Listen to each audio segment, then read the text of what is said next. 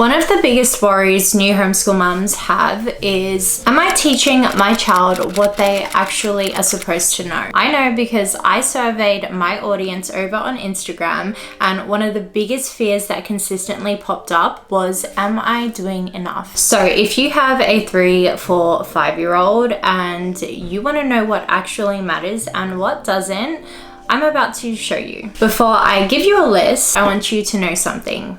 Your 4-year-old does not need a full-on curriculum. They do not need hours of lessons. They do not need stacks of worksheets. The early years are all about building foundations. If you focus on these foundations, you are already doing more than you think.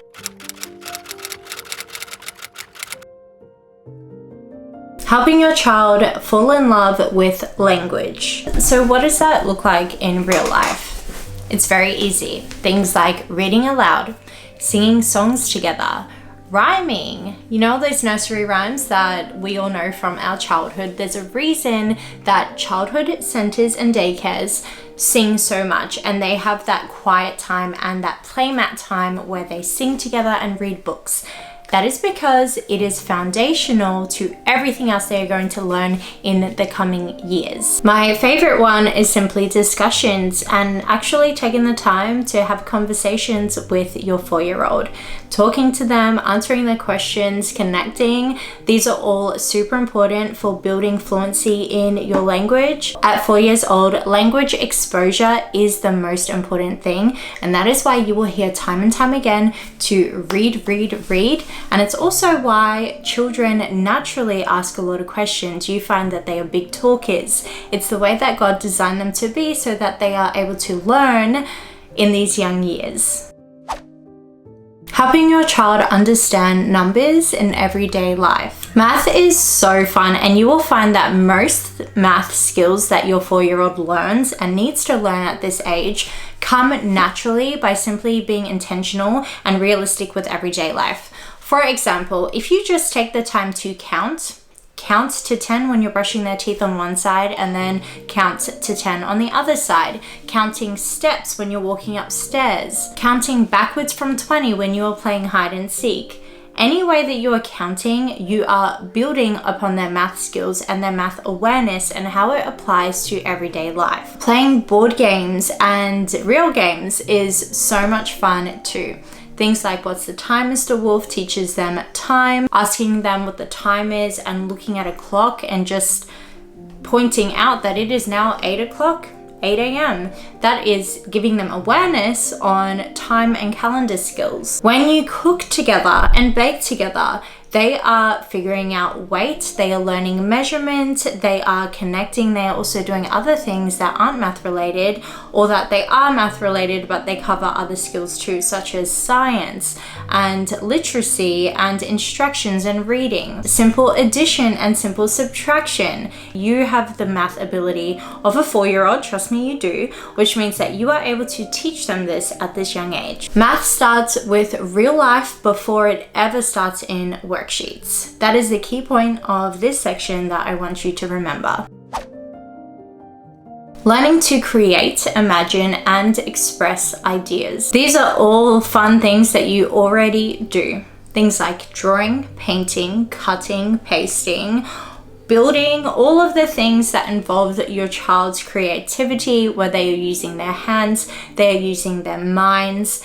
This is where their creative skills grow and form, which is the basis of things like art and STEM. Things like playing with Play-Doh, playing with kinetic sand, looking at beautiful pictures around your home and out in nature and just appreciating everything that we see. These are all building upon the skills your 4-year-old needs to build upon their creativity and imagination. Remember, when it comes to creating for your 4-year-old, the process matters more than the end result. They learn so much when they are able to freely express their creative side.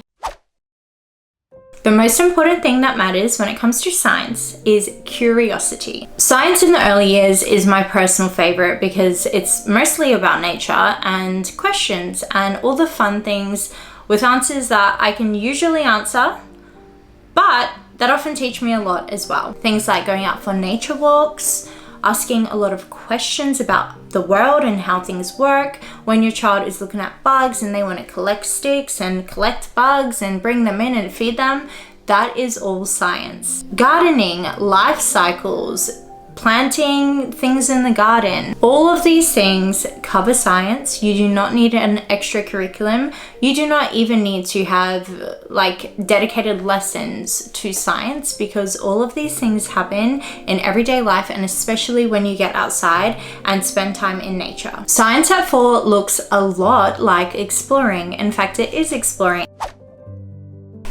Problem solving and building. Learning how things work. Our boys mostly are drawn to things like building Lego, playing with blocks and kinetics, construction toys, creating inventions when your children are gluing things together and getting creative outside. Maybe you give them a few safe tools that they can use to cut things and stick things together. Fixing problems and creating inventions.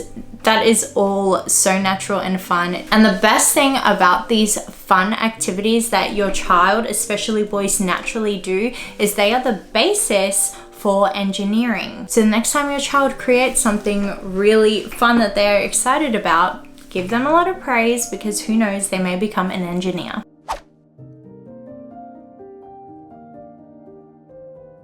Understanding people and the world around them. I laugh when it comes to social studies, because I don't think any child needs to study social studies until they get into high school, because in the end, it's all about socializing, and that should be natural. Well-connected families and good people. Things like understanding who their family is and cultivating relationships, close relationships with your loved ones. Whether that is through siblings, between you and your children, relationships in the community. So just getting to know the mailman, your local grocery checkout chick, just whoever that you see out in society. Encourage those close relationships between your children and them. And your child is young, they're not going to become friends with these people, but that is how they understand where they fit in their world. Children will not understand the concept of around the world and how far people are and different cultures. We can expose them to all these things through books and meeting new people and traveling. However, the most important thing is getting to know your own neighborhood, understanding that people need homes to thrive in, and maintaining the home environment.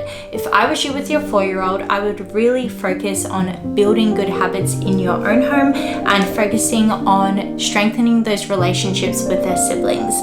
Those for me are the most important, and I think you're going to see the greatest benefit by focusing on just those 2 things, because ultimately their first understanding of society begins at home.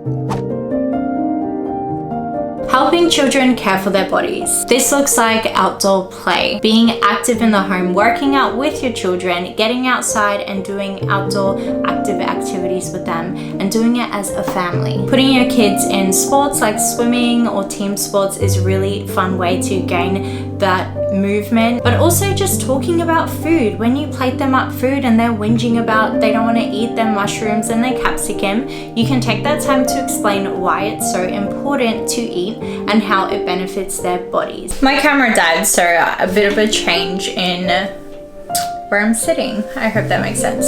As I was saying, movement and health are not separate from everyday life. Simply getting outside, being active, and talking to your children is simply how they learn the importance of being healthy. If you notice something from everything that I have been talking about today, it is that none of this requires an expensive curriculum. In fact, you'll notice that most of these things are free, and best of all, they are likely things that you are already doing in your day-to-day life before you even thought about homeschooling in the first place. That's why I am always telling new homeschool moms that homeschooling the early years is is so much simpler than we often make it out to be. And yet, even knowing this, many homeschool mums still feel really overwhelmed. We know what matters, yet homeschooling still feels harder than it should. So in the next video, we are going to talk about why homeschooling feels so overwhelming and the mistakes we may be making that make homeschool harder than it needs to be. Subscribe and click the bell so you don't miss that video. And if you'd like a simple example of what all of this looks like in everyday life, then my free Gentle Week of Homeschooling guide is linked down below in the description box.